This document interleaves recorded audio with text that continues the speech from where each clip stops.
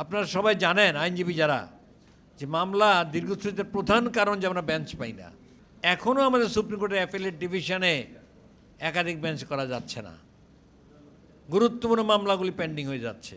তাহলে বিচারপতি গঠন করার জন্য বাজেট জরুরি, বেঞ্চ জরুরি, আইনজীবীদের সংখ্যা বাড়ানো জরুরি। মানুষের শেষ ঠিকানা দুনিয়ার মধ্যে আশ্রয়স্থল বিচার পাওয়ার জন্য, ন্যায় বিচারের জন্য হচ্ছে আদালত। এই আদালতে ন্যায় বিচার পাওয়ার জন্য শুধু আসলেই পাওয়া যাবে ব্যাপারটা এরকম নয়। তার সুযোগ সুবিধা, তার ফিজিক্যাল ফ্যাসিলিটি, লজিস্টিক সাপোর্ট, আনুষঙ্গিক সমস্ত ব্যবস্থাপনা যদি উন্নত হয় তখনই একজন মানুষ আদালতে এসে সঠিক সার্ভিসটা পেতে পারে। আপনারা সবাই জানেন আইনজীবী যারা যে মামলা দীর্ঘশ্রুতির প্রধান কারণ যে আমরা বেঞ্চ পাই না। দিনের পর দিন বেঞ্চ গঠন হয় না, পেন্ডিং পড়ে থাকে মামলার জট।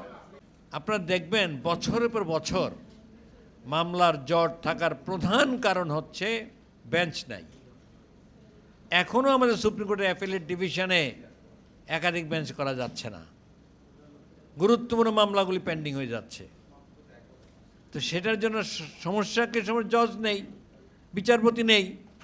তাহলে বিচারপতি গঠন করার জন্য বাজেট জরুরি, বেঞ্চ জরুরি, আইনজীবীদের সংখ্যা বাড়ানো জরুরি।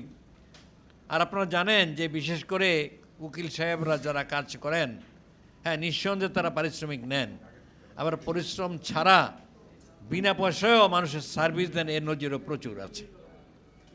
এমত অবস্থায় আইনজীবীদের বসার কোনো ভালো জায়গা নাই। আপনার হাইকোর্টে গিয়ে দেখেন জজ কোর্টগুলির চেহারা তো অত্যন্ত করুণ অবস্থা।